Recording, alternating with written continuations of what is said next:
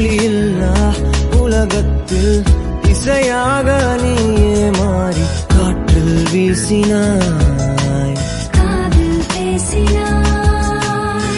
மொழியில்லா மௌனத்தில் விழியாலே வார்த்தை கோர்த்து கண்ணால் பேசினாய், கண்ணால் பேசினாய். 100 ஆண்டு உன்